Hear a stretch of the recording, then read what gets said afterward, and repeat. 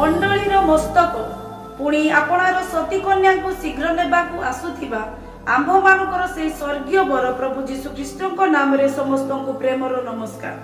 प्रिय बंधु, आज आंभे माने जे प्रसंग ईश्वर वाक्य ध्यान करबा प्रसंगर शीर्षक आपण कोण निराश रे अछंती। प्रिय मंडली, आज आंभे माने झिसाई भाववादी पुस्तक 54 अध्याय 2 पद को अति स्पष्ट भावे चिंता करबा को जिबा, कारण एही पदटी अति भरोसा युक्त पद अटे। एठारे एपरि लेखा अछि, तुम्भे आपना तंबुर स्थान बढ़ाओ ओ से माने तुम बासस्थान जौवनिका सब विस्तार करंतु। बेयर आशंका कर नाही, तुम्हर दौड़ी सब लंबाई दियो ओ किला सब दृढ़ कर। प्रिय मंडली, आसंतु किछि समय एही पदर पृष्ठभूमि को देखु, जेउठारे बाइबल रो परमेश्वर आपणार निजस्व प्रजा इजराइल लोकमानक विषय कहउछंती, जो माने बंदित्व अवस्था रे अछंती तथा निराश अवस्था रे अछंती। जहा भी सेमान ठारे थिला से सकल विषय नष्ट होई जायछि। वर्तमान से माने बाबिल देश रे बंदी अवस्था रे अछंती। आपना मन मध्य रे से माने एपरि चिंता करूछंती, आउ किछि बाकी नाही, सबु तो समाप्त हेई गला। आंभ मानकर जे जेरूशलेम मंदिरटी थिला ताहा भी नष्ट हेई गला। वर्तमान आंभे माने तो बंदी अटु। आंभ मानकर आहुरी कोन ओबा किछि भलो विषय हेई पारिबो? जदि प्रिय ईश्वर को लोक माने आपण माने सेमानकर अवस्था को देखिबे, ताहा अति दयनीय थिला। सेमानक जीवन मध्य रे कोनोसी आशा ही नथिला। ठीक सही समय स्वर्गर परमेश्वरंकर से जीवंत वाक्य सेमानक निकट उपस्थित हैला। प्रिय बंधु, जो समय सेमान को शांति देवा निमंते कहीं नथिले एवं सेमानक विषय रे चिंता करिबा लोक कहीं नथिले, सेमाने आपना मने मने एही परि चिंता करुथिले, आंभ मानकर समस्त विषय समाप्त हेई गला।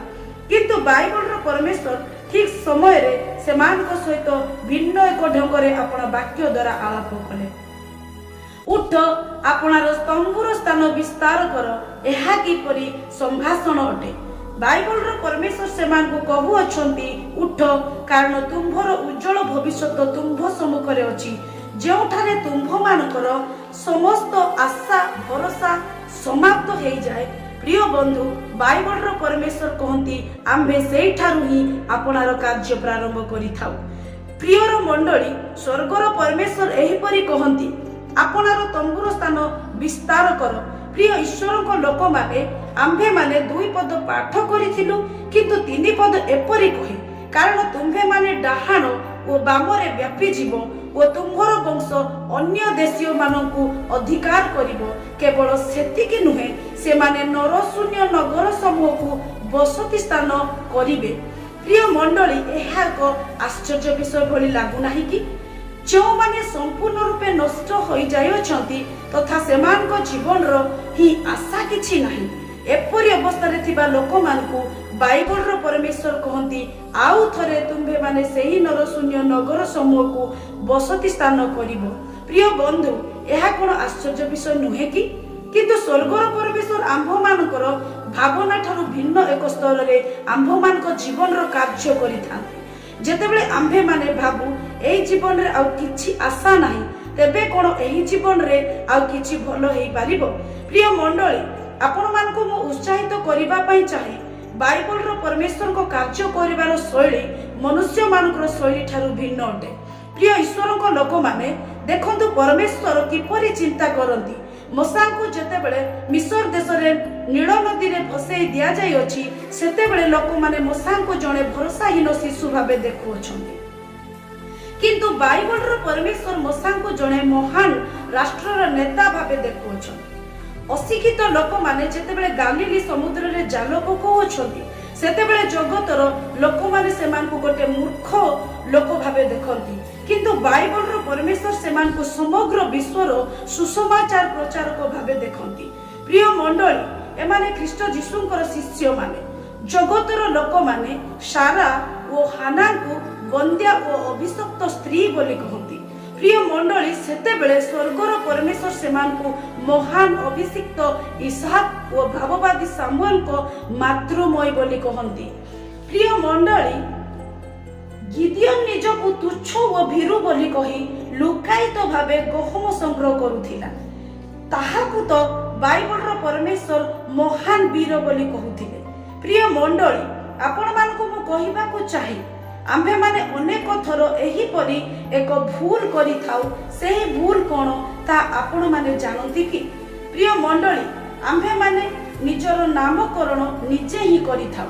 आ निज विषय आम्भे माने एही परी मनोभाव पोषण करू, मु जणे भीरु का पुरुष, मु आ जीवन रे किछि करि पारिबि नाही। जो समस्त विषय दे मु आउ मोर परिवार गति करूअछि, सेही समस्या आउ मो जीवन रे समाधान हेई पारिबो कि? जो अभाव दे मु आगकू बढ़ू अछि, सेही अभाव कोन मो जीवन रे मोचन हेई पारिबो? तथा जो आर्थिक संकट दे आम्भे माने आगकू अग्रसर हेउअछु, जाहारी फलरे आम्भे माने आपणार संतान संतति मानकर भविष्यत कोन गठन करि पारिबो कि? ता मध्यरे असाध्य रोग जहाँकि परिवार मेरुदंड को दोहलाई दिए, तेबे एही सकल विपदरु आम्भे माने किपरि मुक्त हेई पारिबा? किए आम्भ मान को मुक्त करिवो? प्रिय मंडली, एबे आपण माने ध्यान रे सुनंतु। आपण मान को जीवन रे जे सकल कष्ट अछि ताहा विषय आपण चिंता करिबाटा जेतिके गुरुत्वपूर्ण नुहे, ताहाठारु अधिक गुरुत्वपूर्ण विषय एहा अटे जहाँ बाइबल रो परमेश्वर आपणक पाई एवं मो पाई भाबंती ओ चिंता करंती। आम्भे माने आपणार नामकरण जहाँ भी करि थाउ ना काहेकि, किंतु स्वर्गर परमेश्वर आपना संकल्प अनुसार आपणक जीवन रे एवं मो जीवन रे कार्य करि थांती। प्रिय मंडली, आजिर वाक्य द्वारा आपण माने एही परि बुझंती जे जहाँ भी आपणक जीवन मध्य रे थिला से सकल विषय समाप्त हेई गला। किंतु बाइबल रो परमेश्वर आम्भ मान को कहिबा को चाहंती, तुम्भे माने आपणार तंबूर स्थान विस्तार कर, कारण तुम्भे माने बर्बाद हेई नाहु। आज आम्भे तुम मान को जीवन द्वारा एही परि कार्य करिबा जा तुम्भे माने केबे भी कल्पना करि नाहु। सेति पय प्रिय मंडली, आपण माने एही सकल विषय को विश्वास करंतु जा स्वर्गर परमेश्वर आपणक जीवन रे एवं मो जीवन रे करिबा पई संकल्प करि अछंती।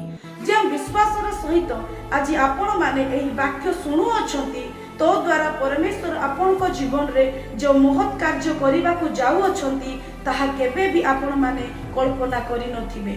प्रिय ईश्वरक लोक माने, गत दिन मानकरे मु एही परि एक रोचक कहानी पढुथिली, ताहाकु आज आपण मानक सम्मुखरे रखु अछि। एही कहानीटी गोटिए रूसियार भालू विषय। थरे रूस देशरे गोटिए जंगल रे भयंकर अग्नि लागि गला, जो द्वारा हजार हजार एकर जंगल अग्नि द्वारा जली नष्ट हो गला।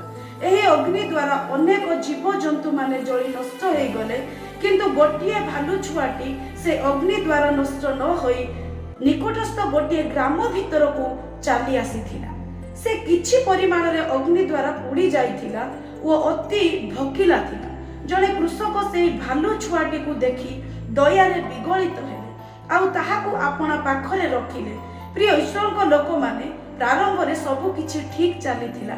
से भालू छुआटी अन्य पशु मानक सहित मिसी चला बुला करूथिला।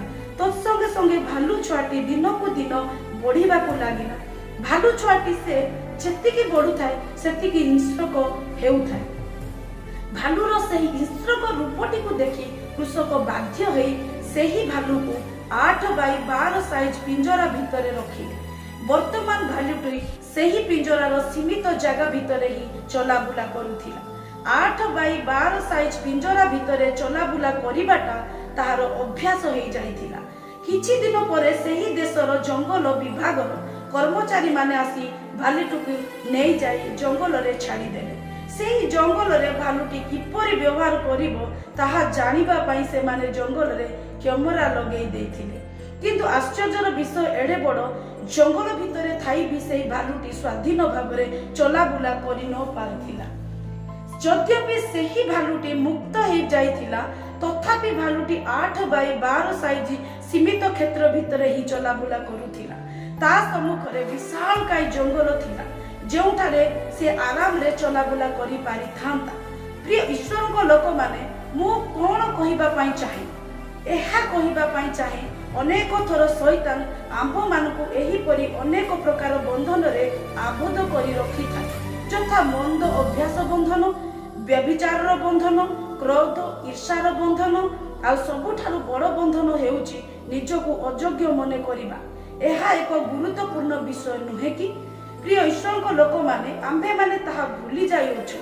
ପ୍ରଭୁ ଯୀଶୁଖ୍ରୀଷ୍ଟ 2025 ବର୍ଷ ପୂର୍ବରୁ ହିଁ ଆପଣାର ବହୁମୂଲ୍ୟ ରକ୍ତ କାଲବରୀ କ୍ରୁଶ ଉପରେ ଢାଳି ଆମ୍ଭମାନଙ୍କର ସମସ୍ତ ପ୍ରକାର ବନ୍ଧନ ସମସ୍ତ ପ୍ରକାର ଅଭିଶାପରୁ ମୁକ୍ତ କରିଅଛନ୍ତି। ପ୍ରିୟ ଈଶ୍ୱରଙ୍କ ଲୋକମାନେ ଅବ୍ରାହମ ମଧ୍ୟ 25 ବର୍ଷ ଭ୍ରମଣ କଲା ପରେ ଏହିପରି ଚିନ୍ତା କରୁଥିଲେ, ସେ କ'ଣ ଆଉ ସେହି ପ୍ରତିଜ୍ଞାତ ଦେଶରେ ପ୍ରବେଶ କରିପାରିବେ ଯେଉଁଥିପାଇଁ ସ୍ୱର୍ଗର ପରମେଶ୍ୱର ତାହାଙ୍କୁ ଆହ୍ୱାନ କରିଥିଲେ। ଏହିପରି ଲାଗୁଥିଲା ଯେ ଅବ୍ରାହମ ନିରାଶ ହୋଇଯାଇଥିଲେ। କିନ୍ତୁ ମୋର ପ୍ରିୟ ଈଶ୍ୱରଙ୍କ ଲୋକମାନେ ବାଇବଲର ଏହିପରି କହେ, ଦିନେ ସେ ତମ୍ବୁ ଭିତରେ ବସିଥିଲେ, ସ୍ୱର୍ଗର ପରମେଶ୍ୱର ଆସି ତାହାଙ୍କୁ କହିଲେ, ଯାହା ଆପଣମାନେ ପାଇପାରିବେ ଆଦି ପୁସ୍ତକ 13 ଅଧ୍ୟାୟ 17 ପଦରେ, ଉଠ ଏହି ଦେଶର ଦୀର୍ଘ ଓ ପ୍ରସ୍ତରେ ଭ୍ରମଣ କର, ତେଣୁ ଆମ୍ଭେ ତୁମକୁ ତାହା ଦେବା।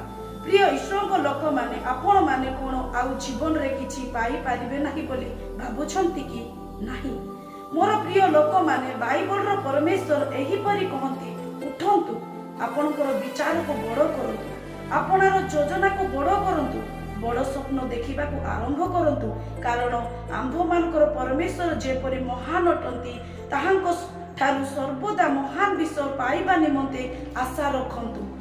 ବିଶ୍ୱାସରେ ଆଗକୁ ଅଗ୍ରସର ହୁଅନ୍ତୁ, ଭୟ ନ କରୁ, କାରଣ ତୁମ୍ଭେମାନେ ଉତ୍କର୍ଷ ପକ୍ଷୀ ନ୍ୟାୟ ଊର୍ଦ୍ଧ୍ୱକୁ ଉଡ଼ିବା ନିମନ୍ତେ ଡକାଯାଇଅଛ। ସେଇ ଭାଲୁ ପରି ସୀମିତ ଜାଗା ଭିତରେ ଚଲାବୁଲା କରିବା ପାଇଁ ବାଇବଲର ପରମେଶ୍ୱର ମୋତେ ଓ ଆପଣମାନଙ୍କୁ ଆହ୍ୱାନ କରିନାହାନ୍ତି। ଏହି ଅଳ୍ପ ଚିନ୍ତାଧାରାରେ ପ୍ରଭୁ ଆମ୍ଭମାନଙ୍କୁ ପ୍ରଚୁର ପରିମାଣରେ କଲ୍ୟାଣ